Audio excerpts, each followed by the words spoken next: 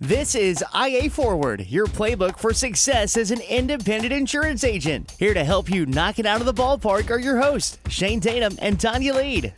Shane, August is here, and you know what that means, besides it being hot. It's your birthday, and it's my birthday. You know, I don't celebrate birthdays like I should. I need to be more rah-rah, right? Well, I think birthdays are really special because the entire world changed the day that you were born. If you think about the butterfly effect of everything that happened from the moment that you came to this earth, I think birthdays are really special because of that. So, you know what else comes with birthdays? Is after 40, I think you have that thing when you go to sneeze and you have that moment of prayer that you're not going to throw your back out. Yeah. Let's talk about getting older in the insurance business and how it has changed over the years and what it's going to look like as we celebrate our birthdays in the future. Insurance traditionally, historically, has been pretty slow mover, and adoption and progression of technology use has just at times been like pulling teeth, so to speak. Over the time period that I've been involved, 90s, 2000, 2010, and now into the 2020s, I have seen this incredible progression and yet some frustration along the way, and still some frustration. If you talk to the Gen Z, the millennials at times, there's always been this frustration of why do we have to do that? Why do we have to enter that data that way? Why can't we just grab it from somewhere? And why can't the system just do what I'm doing? Why can't it just document that easier? And why can't the data go from point A to point B to point C to point D? Why is it all this stuff that has to happen in the insurance business? And I think that it's the complicated nature of the independent agency system. Best system in the world, in my opinion. But from a technology standpoint, you think about being a programmer and you're going to write some software and you're going to try to figure out how to get things from a data sharing standpoint from one system to another. And then you throw in the fact that some of these folks don't play nice together in the sandbox because they think that the data is their secret sauce. That is one of the things that holds us back in the industry. That is one of the things that slows us down.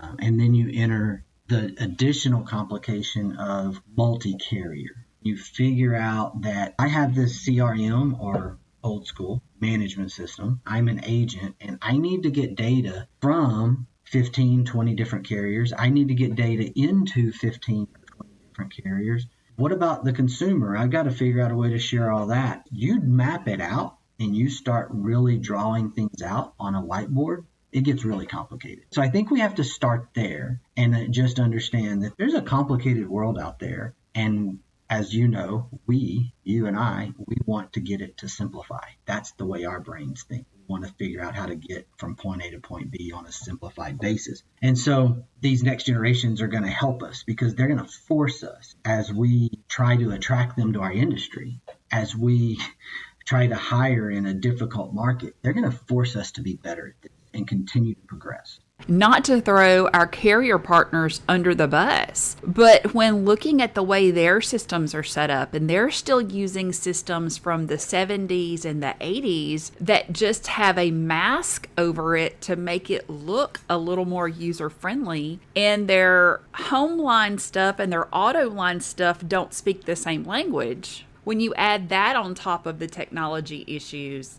that makes it even crazier. I love to start with why. Why can't we get a consolidated bill for auto, home, and umbrella? And then you get underneath the hood and you start talking to folks that make these decisions at the carrier A level. And you realize, to your point, that the auto platform was launched in 1978. The home platform was launched in 1984, and the umbrella piece was launched in 1992, and they're all three different platforms. You don't know that from an agency standpoint on the outside looking in, because you see this mask, this sort of wrapping, pretty user interface at times that is presenting something to you in a consolidated view. But in the back room of things, they're grabbing it from three different platforms. And oh, by the way, in order to redo all that, is potentially tens of millions of dollars for that insurance carrier. On the flip side, to be fair, we would argue, let's put that into agent commissions, or let's put that into agent contingency, or let's not go waste money, so to speak.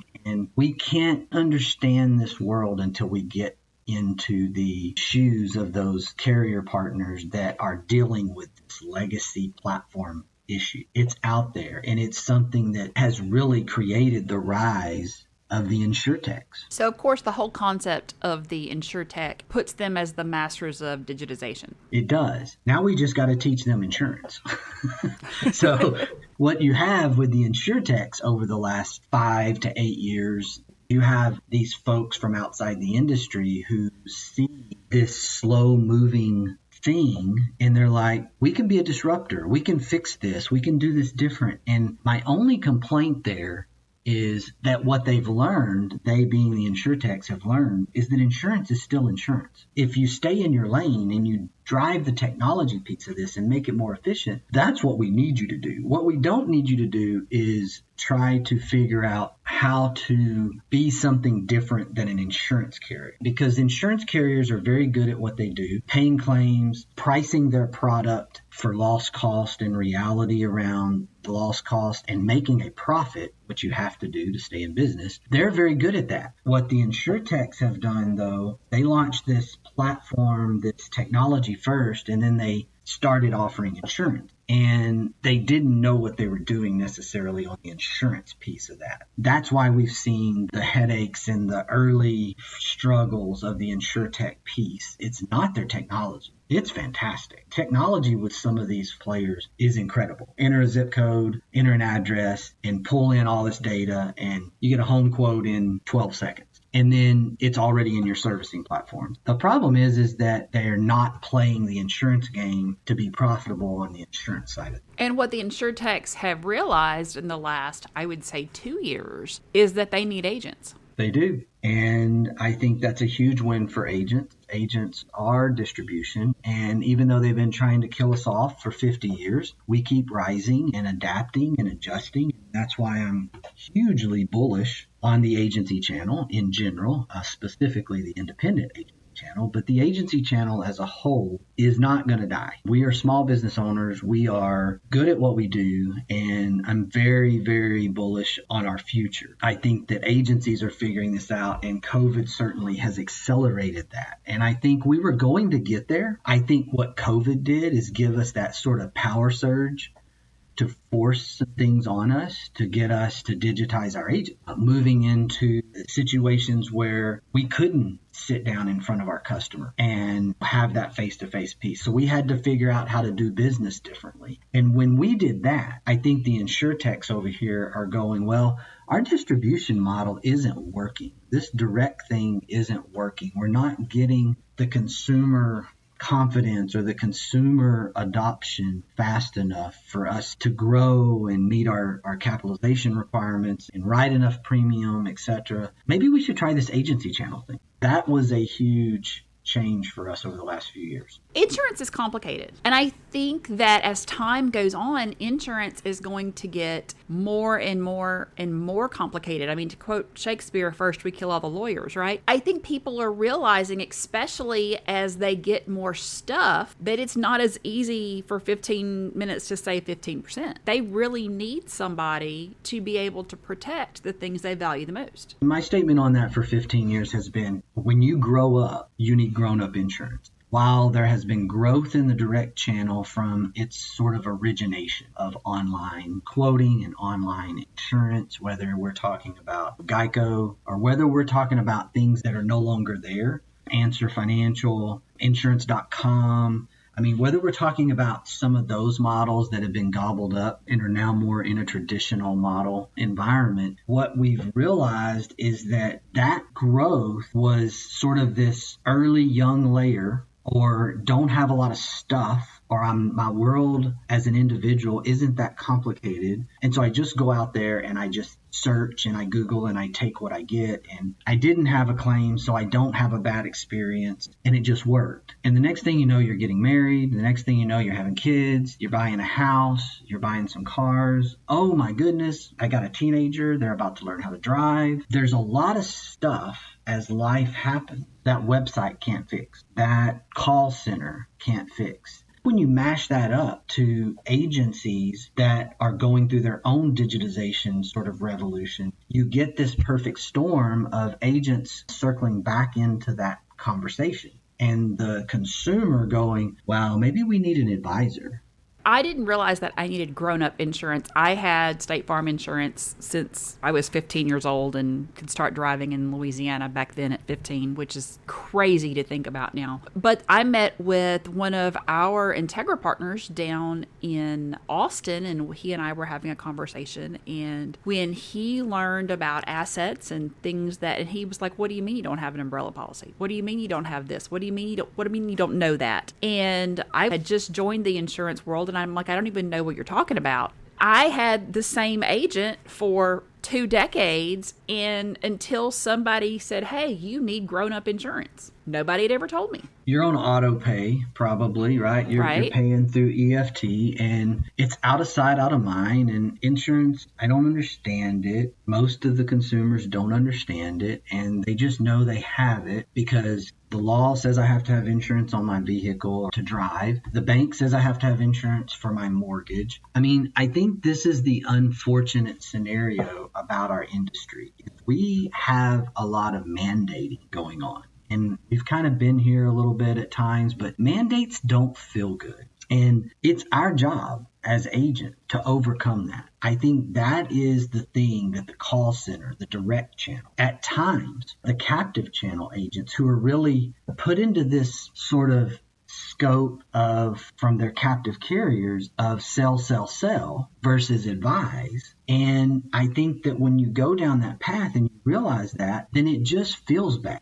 And our job as independent agents is to overcome that and make this thing feel better, best we can. If it's left to be a means to an end and a mandate, then we're always going to have consumers that don't appreciate it. So if we're talking about digitization and we're talking about how agencies look now versus 10 years ago versus 20 years ago, I had the privilege to moderate a panel of agents a few years ago talking about kind of the secrets to their success and how they do things in their agency. And it was absolutely fascinating because they were all extremely successful agents and they did things in such different ways. We had everything from an agency that was pretty much purely digitized to an agent that still worked under a system of having 31 folders in their desk drawer, and each day they pulled out the folder that coincided with today's date, and it had in there what he was supposed to do that day. And they were the antithesis of each other in how they did business, but they were both extremely successful. You know, the interesting thing about that is the way they worked on the back end. What was comfortable for them, ironically, wasn't necessarily what their policyholders, what their consumers, their customers felt.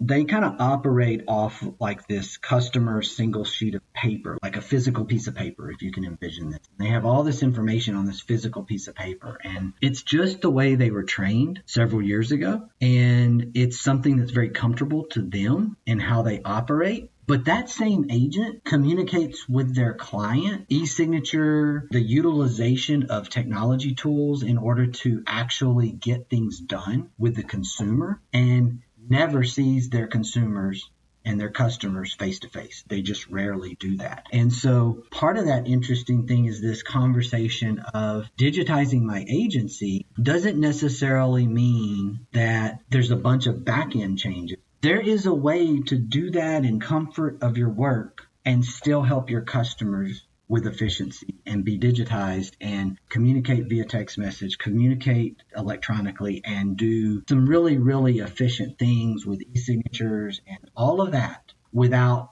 necessarily changing your back end. The one thing that I will say kind of as a cautionary tale, and it's really scary to me when I have the opportunity to go in to an agency and take a look around and dig around if someone invites me in, is I've seen agents that have decided to switch to e-signature and then they don't necessarily follow through. I know that this is a common problem. There's been several virtual assistants hired to do this work and do the follow-up. There's just this reality that when I went to e-signature and the e-signature process was set up and the e-signature platform was utilized and sent out, and once it was sent out, it was just out of sight, out of mind. The problem is the customer never signed it. The envelope expired. There were no signatures. There were no PIP or uninsured motorist rejection forms. There were no checklists signed. And it's literally like the equivalent of sitting across the desk from someone in old school insurance world and literally putting the application in front of them and then getting up from your desk and going on vacation for the week and just assuming that they signed it. So what are your favorite digitization tools?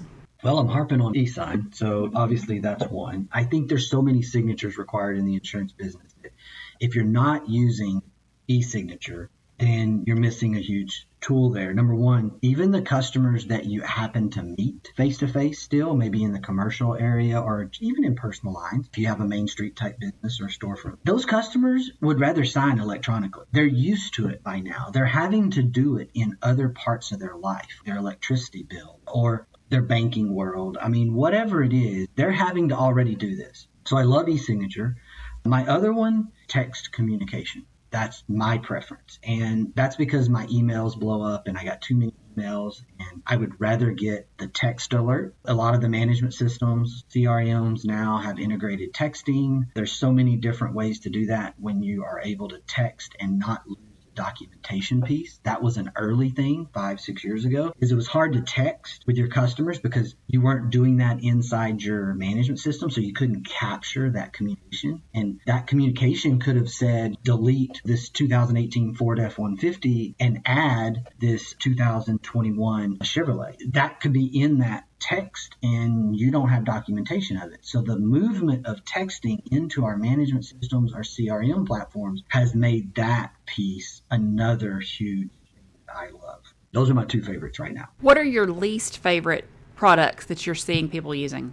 I am not a huge fan of these connectivity tools, these multi-layer connectivity tools. I know that some people out there are really buying into them. And I think that the reason that they're having to adopt them and become so dependent on them is because they're using 8 to 12 different vendors on their technology side of things. And I know you get all eggs in one basket. I get that. It's not the independent agency way. But I would start with, does your agency management system, does your platform do it? And does it do it well enough? Because here's my problem with these connectivity tools. And these are these things that build conduit and automate from quote platform A to CRM B to automation tool C, and just they're layered. And they're these tools that have been designed and these technology tools to connect all those dots and make all those things talk together. My problem with that is when that breaks, then you're spending all your energy fixing that.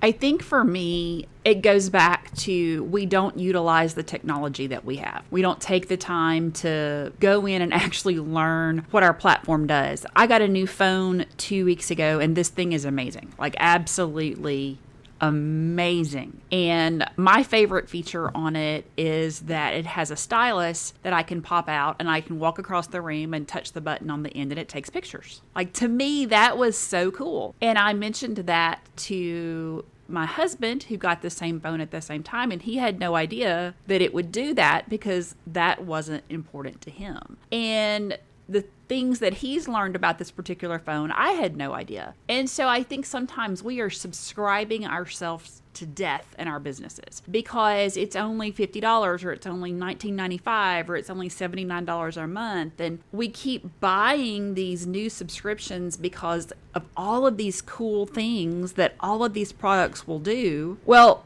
I think it goes back to the idea that you'll hear me say all the time, if somebody can do it 80% as well as you can, let them do it. Well, if the product that I'm already paying for can do it 80% as well as a new product, then why not just let the product that I'm already paying for do it? Why not take the extra 15 minutes to actually look to see if the product that I have will serve that purpose? Let's embrace that for just a second, because I think there's actually some truth in this when it comes to technology. We're in this pursuit of the don't touch it world. I want to have a prospect and I want to click a button and I want it to go all the way through all of these systems and platforms. It's almost like I want it to sell itself. I don't ever want to have to touch it. And it's this sort of mindset, and I know I'm exaggerating here, but really what I want to do is I want to start an independent agency and I want to grow an independent agency, but I really don't want to do any work. And that has me going, I get it. I want to work less too, but there's work here. There's things that we have to do. We can't sell policy and grow our business and achieve more customers by sitting in our home all day and doing nothing. You're right. If your current system can do 80% of what you're trying to get it to do, but you're only using 20% of the system in the first place, why not take things to the 80% level and see where you are? I mean, let's not forget, I'm the guy that wasted 6 figures on stuff back in my 20s. I'm the guy that did that. And it wasn't pretty. So it just this place of experience that I'm trying to help everyone just come to.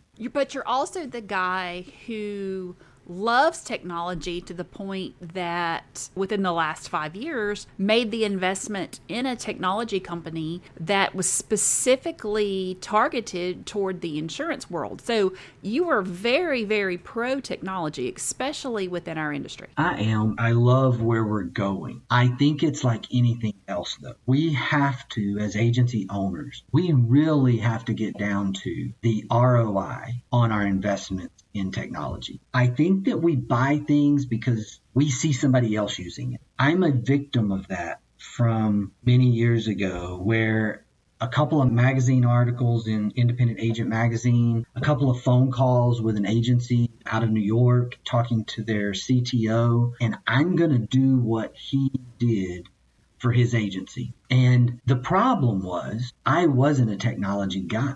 I didn't understand what I needed to understand. I made investments trying to build what he had built because it was going to take us into the stratosphere of growth. And the problem was he had understood it much better, and he was able to build all of that the right way. And he also had the team of people to manage it. And he was kind of this early adopter kind of guy in the industry. I was not that person. Even though I was the young guy, I didn't have that skill set. I didn't have the engineering background that this particular agent had. And what he had done, honestly, you couldn't replicate it. I tried to replicate it in a way, in my own way, and I fell flat on my face. And that's really what I see. I see a lot of people trying to replicate other people instead of looking at what they have right there under their nose. What do you say to the person that loves paper, that is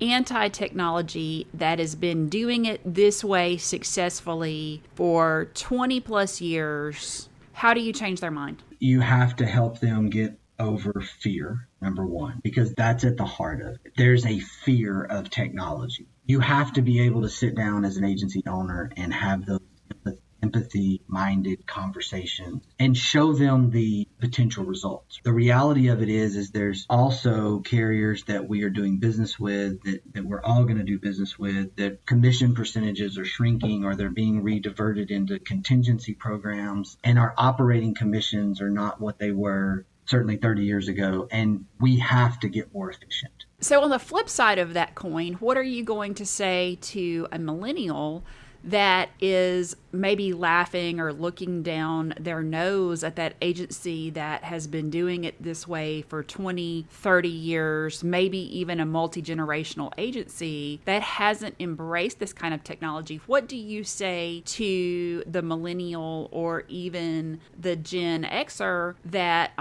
is saying you have to be doing it my way, that way is just wrong? You don't know because you haven't experienced it.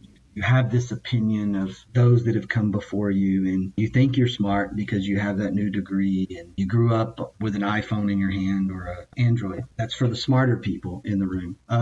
For those that grew up with the smartphone in their hand, they don't know a world without it.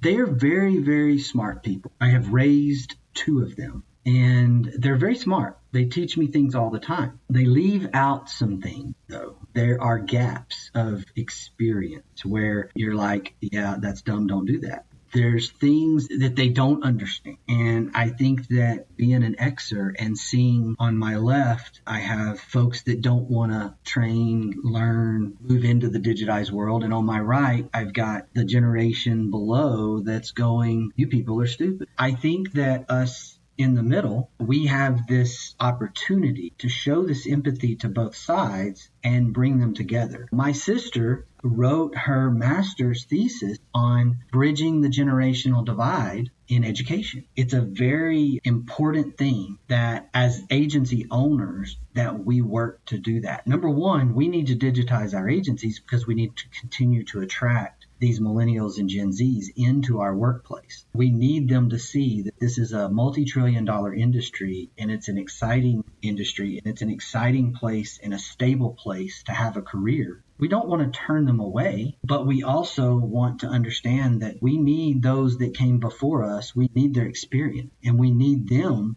to actually help our younger generations that are coming into the business understand that you can move this from a 4-click process to a 2-click process, but that's going to cost $100,000 to make that happen, and the return on that's not worth it. Just click it 2 more times. That's the frustration that I hear from the generation ahead of me to the generation behind me. So I'm going to leave us today with this quote from MLB All-Star Mike Trout. Technology is ruled by 2 types of people: those who manage what they do not understand, and those who understand what they do not manage. Attitude's a choice. Make a great one. Bye, y'all. Ready to get the ball rolling with your independent agency? Learn more at IntegraAgent.com. That's IntegraAgent.com. Thank you for joining us on IA Forward. Make sure you never miss a show by clicking the subscribe button now, or learn more at IAForward.com.